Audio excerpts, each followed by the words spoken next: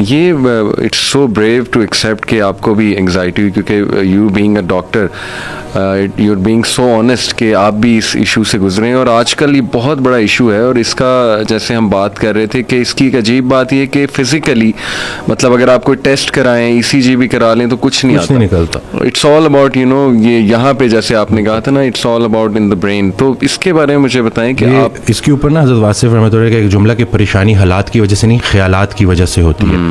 और मुझे एक जुमला डॉक्टर साहब का बड़ा पसंद है कि एक एबनॉर्मल दिमाग को एक नॉर्मल दिमाग ठीक कर सकता है जो कभी एबनॉर्मल रहा हो, जो रिलेट कर सके। उस वक्त मैं सोच रहा था कि या अल्लाह मुझे इन चीज़ों से क्यों गुजार रहा है, क्योंकि इंसान गिला करता है ना, सुभान अल्लाह, सब कुछ तो है फिर, लेकिन वो हकीकत में सब कुछ अपने ऊपर वर्कोहॉलिक बन जाता है बंदा। इबादत नहीं थी और उस मतलब पूरी उस सिचुएशन में अल्लाह के अलावा सब कुछ था। सही, वो बराए नाम एक्सरसाइज थी लेकिन वो बिलीव अपने नहीं आप था, को फेथ ऑक्यूपाई नहीं था। करने की कोशिश करता है सुपर डुपर बंदा। तो वो और कहते हैं ना अपनी हैसियत से ज़्यादा नाम फैलाओगे तो परेशान हो जाओगे। सही। तो हाँ, अल्लाह के साथ ताल्लुक़ कायम हो तो फिर इन परेशानियों से बंदा ना, आती हैं परेशानियां क्योंकि अल्लाह की तरफ से, लेकिन उनसे निकलना आसान हो जाता है। मेरा जो 3 साल है ना वो बड़ी पेनफुल जर्नी है, क्योंकि मैं मतलब कभी एक दरवाजे पे कभी दूसरे दरवाजे पे, फिर टेस्ट कराओ, टेस्ट में कुछ भी ना निकले, फिर खुद से क्वेश्चन करो, फिर अच्छा फिर ये हो जाता है कि डॉक्टर्स भी तंग पड़ना शुरू हो जाते हैं। वो कहते हैं कि पता नहीं है, फिर आ गया टाइम ज़ाया करने। अब मैं वो किसी को बल्कि पाकिस्तान और इंडिया का मैच हो रहा था, तो मैं बाहर खड़ा था एक दुकान के, और मैं बाहर से जो है वो मैच देख रहा, तो मुझे वो लोग इशारा करे कि अंदर आ जाएं। तो मुझे सोशल एंग्जाइटी हो गई थी इतनी ज़्यादा कि मैं लोगों को अवॉइड करता था। और आप सोचे कि एक जिम ट्रेनर जिसने बंद जिम के अंदर क्लाइंट्स को ट्रेन कर रहा है और वो उस जगह पे बिल्कुल उसका दम घुटता था। तो फिर यही है कि आहिस्ता आहिस्ता मतलब इसका जो इलाज जो मैं बोलूँगा वो यही है कि चीज़ों को लेट गो करना और अल्लाह के सुपुर्द करना, कि भाई जो कर रहे हैं अल्लाह कर रहे हैं और जो अल्लाह कर रहा है ठीक कर रहा है। जब हम अपनी, जैसे मुझे एक फेयर ऑफ डेथ बीच में डेवलप हो गया, अब मौत से ज़्यादा ख़तरनाक मौत का डर है। तो मैंने हज़रत वासिफ रहमतुल्लाह की एक ऑडियो सुनी, तो उसमें कहते हैं कि मौत तो ज़िंदगी की हिफाजत करती है। अच्छा। और ये वक्त से पहले आ नहीं सकती, तो वक्त के बाद ज़िंदगी ठहर नहीं सकती, तो तुम परेशानी किस चीज़ की ले रहे हो? फजल ये नहीं है कि इंसान मौत से बच जाए, फजल ये है कि मौत आसान हो जाए, चलता फिरता रहे, राज़ी रहे। किसी ने उनसे पूछा कि मुझे कैसे पता चलेगा कि अल्लाह मुझसे कितना राज़ी है? तो कहते हैं कि जितना तुम अल्लाह से राज़ी हो उतना अल्लाह तुमसे राज़ी है। तो बस इसमें यही है कि गिले शिकवे, अब देखें अल्लाह का दिया हुआ गम वो भी किसी वजह से आया है, वो अल्लाह के करीब करने आया है, बिल्कुल ऐसे ही। वो कोई इंसान दूर नहीं कर सकता। हम क्या करते हैं, हम लोगों के सामने चले जाते हैं, पता है मेरे साथ ये हो रहा है, मखलूक का गिला खालिक से, खालिक का गिला मखलूक से, और फिर वो नेगेटिविटी बढ़ती है और वो जिस्मानी शक्ल इख्तियार कर लेती है। तो बस बेहतरीन हल यही है कि रहना है हर हाल में राजी, अल्लाह संगे जीवन बाजी। क्या बात। तो बस यही फार्मूला है। और गम, एंग्जाइटी, डिप्रेशन ये साथ साथ चलते हैं बाज़ औक़ात ना। तो डिप्रेशन भी अगर उसको हम एब नॉर्मल सैडनेस बोल दें, तो एब नॉर्मल सैडनेस यही है कि अल्लाह की मर्ज़ी और अपनी मर्ज़ी में जो फ़र्क का नाम है वो गम है। सुभान अल्लाह। जैसे मेरे पास ना ये स्टोरीज़ हैं, क्योंकि मुझे मेरे पेशेंट्स ने बड़ा हौसला दिया लोगों को, क्योंकि मैं इसको भी एडमिट करूंगा कि लोग समझते हैं कि जैसे मैं पेशेंट, ये 2 तरफा होती है। मुझे एक डॉक्टर का जुमला बड़ा पसंद है कि ये जो कंसल्टेशन होती है ना, ये 2 प्रोफेशनल्स की मीटिंग होती है। ज़बरदस्त। ठीक है। तो उसमें उस दिन एक साहब आए, उन्होंने अपनी स्टोरी बताई कि मेरा 14 साल का जो है बेटा था, जो कि स्पेशल था, जो ना बोल सकता था ना सुन सकता था, और वो डूब गया। और इस बात को काफ़ी टाइम हो गया, लेकिन जब भी मुझे याद आता है तो मैं रोता हूँ। तो मुझे डर है कि कहीं मैं अल्लाह का गिला तो नहीं कर रहा। तो मैंने कहा कि नहीं, कुरान पाक में तो बाप की बेटे से मोहब्बत को अल्लाह ने बड़ा पसंद किया है, लेकिन आप मुझे बताएं कि जब आपको बेटा याद आता है आपको अल्लाह याद आता है? कहते जी बड़ा। तो मैंने कहा ये दर तो आपको अल्लाह के करीब कर रहा है। तो फिर वो कहते जी हाँ, मुझे अल्लाह ने अभी पोते भी दे दिए और नवासे भी दे दिए। मैंने कहा असल में ना हम वो पुरानी चीज़ों पे अड़े रहते हैं और उससे निकल नहीं पाते। जिन्हें हम रुखसत करते हैं वही तो हमारा इस्तकबाल करेंगे। असल में जो मजमून था ना वो था डिपार्चर का। हम अराइवल को लेके बैठे हैं, हमारी सारी प्रॉब्लम्स इस दुनिया से रिलेटेड है। सही बात। इतने इसके साथ उलझ गए हैं कि अब संभाला नहीं जा रहा। हम जिंदगी गुजार रहे हैं और जिंदगी को नहीं समझ सके, तो हम मरे बगैर मौत को क्या समझेंगे? जिसे हम मौत समझ रहे हैं हो सकता है वो ऐन जिंदगी हो। तो ये सारी बातें और ये वक्त के साथ, और मैं ये समझता हूँ कि मुझे उन चीज़ों से अल्लाह ने इसलिए गुजारा ताकि मैं रिलेट कर सकूँ। मेरे पास कोई एंग्जाइटी वाला आए तो मैं उसको प्रॉपर तवज्जो से सुनूँ, क्योंकि मुझे पता है कि मुझे नहीं सुना गया था। बंदा जब खुद पेन में होता है तो दूसरों के लिए भी नरम पड़ जाता है। ये it's so refreshing to hear के माशाल्लाह doctor talking about spirituality and getting nearer to Allah subhanahu wa ta'ala. Really I am very inspired doctor साहब। अल्लाह ताला आपको हिम्मत दे, जज़ाए खैर दे। ये जो बातें आपने की, मैं नोट कर रहा था कि कुरान मजीद में, बल्कि अक्सर मैं जो मेरे पास लोग आते हैं ना काउंसलिंग वगैरह के लिए, उन्हें मैं समझाता हूँ कि देखो कुरान में कोई भी एक स्टोरी भी होपलेस नहीं है। सुभान अल्लाह। दुनियावी नताइज के हवाले से भी, एक तो है ना उखरवी नताइज के हवाले से तो होपलेसनेस हो ही नहीं सकती मोमिन को, दुनियावी नताइज के हवाले से होपलेसनेस नहीं है। आप देखें हज़रत याकूब अलैहिस्सलाम, उनका गम इस लेवल का था कि इतना रोए के अंधे हो गए, लेकिन एट दी एंड बेटा भी वापस मिला, बादशाह बन के वापस मिला, और बिनाई भी वापस आई।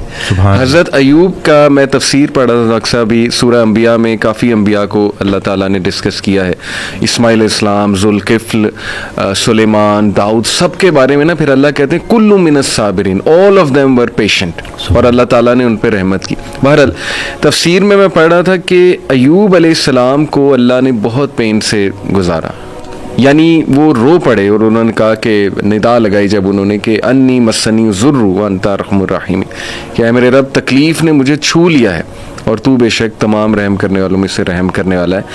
तो लिखा होता तफसीर में कि the reason Allah Taala made him go through all this tough time was to tell everyone कि मैं अपने प्यारों को तकलीफ से गुजारता हूँ। ये ना समझना कि मैं तुमसे हेट करता हूँ या मैं जो है वो कोई तुम्हें पनिश कर रहा हूँ, क्योंकि देखो अगर अयूब गुजर सकते हैं और अंबिया गुजर सकते हैं तो मे बी इसमें बहुत बड़ी हिकमत है, पेन में, गम में। तो लेकिन ये कि एंड में रिलीफ आया। अल्लाह कहते हैं हमने उसे रिलीफ दिया अपने बंदे को, उसके औलाद उससे वापस की, वाइफ तो साथ थी ही लेकिन ये कि औलाद बिछड़ गई थी। इसी तरह आप देखें ज़करिया अलैहिस्सलाम औलाद नहीं थी, रो पड़े। मरियम अलैहिस्सलाम को एक दिन देखा कि उनके पास फल हैं, बेमौसमी फल हैं, तो दिल में ख्वाहिश की और नमाज में अल्लाह से दुआ की कि अल्लाह अगर तू बेमौसमी फल दे सकता है तो तू मुझे औलाद भी दे सकता है, तू इस पे कादिर है। और फिर ये अल्फाज कि अल्लाह मैं तुझसे दुआ करके कभी मायूस हुआ ही नहीं। तो आप देखें कि उस वक्त बच्चे दिए और फिर वो खुद ही हैरान हो गए। यानी आप इंसान की हालत देखें, पहले खुद ही दुआ की, फिर जब अल्लाह ताला ने बच्चा दे दिया तो हैरान हो गए, कहते हैं रब मुझे कैसे हो सकता है। इसी तरह कई मिसालें डॉक्टर साहब हैं, यूसुफ अलैहिस्सलाम की, मूसा अलैहिस्सलाम, यानी सैड एंडिंग तो है ही नहीं। मैं हमेशा उन्हें समझाता हूँ कि देखो अल्लाह से उम्मीद इंसान से लगाओगे तो सैड एंडिंग है, वो फिर सैड होगे। अल्लाह से उम्मीद लगाओगे तो कोई ना कोई रिप्लेसमेंट आ जाएगी, कोई ना कोई राहत आ जाएगी, कहीं से कुछ आ जाएगा, अल्लाह संभाल लेगा। कायम ज़ात से मोहब्बत करो तुम भी कायम कर दिए जाओ। अल्लाह अकबर। तो कायम ज़ात से मोहब्बत करनी है। और बाकी अक्सर मेरे पास भी आते हैं तो कहते हैं आप मौत से, क्योंकि मौत हर किसी को डर तो लगता है ना, कि किसी हम लोगों का तो कॉन्सेप्ट उस तरह से, तो कहते तो क्या मतलब बस मौत का। मैंने कहा नहीं, जिंदगी का शुक्र अदा करना है, मौत का इंतजार करना है। अल्लाह, जिंदगी का शुक्र अदा करना है, मौत का इंतजार करना है कि लाइफ गुजारनी है, और लेकिन उसके साथ कुछ ज्यादा पक्का प्लान नहीं बनाना यहाँ का। पहले ये सवाल ये सोचो कि अल्लाह ने भेजा क्यों, सही बात, और फिर सोचे कि वापस क्यों बुला रहा है। तो कुछ तो लेके जाना है ना साथ, तो अब जो लेके जाना है उसके बारे में सोचो।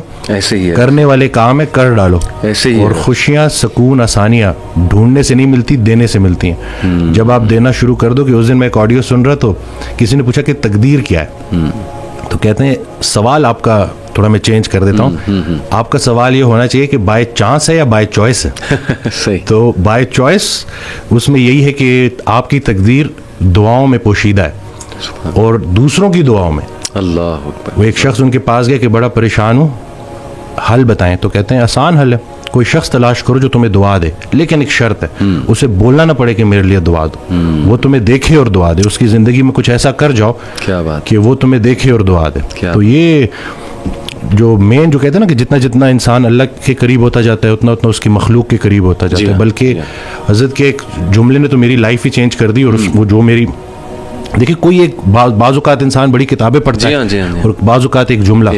अब ये जुमला आप देखें कि वो आबिद इबादत करने वाला डॉक्टर जो अपने मरीज के लिए मुखलिस नहीं, उसकी इबादत उसे कोई नफ़ा नहीं पहुंचाएगी। सुभान अल्लाह। अब ये इतना हो कि मैं अगर सिर्फ और सिर्फ, क्योंकि मुझसे तो अल्लाह मेरे मर्तबे का पूछेगा कि पूरे पाकिस्तान में चंद लोग थे जिनको डॉक्टर बनाया, अल्लाह नहीं बनाया ना। बेशक। और फिर उसके बाद क्यों बनाया कि तुम नाफे इल्म हासिल कर रहे थे जिससे मखलूक का नफ़ा हो।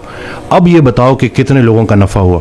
अल्लाह। कब्र में नेमतें देने वाला नेमतों के मुतल्लिक पूछेगा कि दी तो तुझे मैंने नेमतें थी ताकि तू मेरे करीब हो जाए, सही बात। तो मेरी नेमतें इस्तेमाल करके जहन्नुम तक कैसे पहुंच गया। अल्लाह। और गाफिल की आंख तब खुलती है जब बंद होने वाली होती है। बल्कि एक और जुमला कि हम जिंदगी फिरौन की मांगते हैं और आकिबत मूसा की मांगते हैं। तो ये देख लेना कि अगर आपकी नमाज का अमल आपकी ज़िंदगी में ज़ाहिर होना चाहिए। और बाकी ये है कि अल्लाह ताला, हमें नहीं पता कि कौन सी छोटी नेकी किधर जाके हमें, सही बात है। तो ये बस।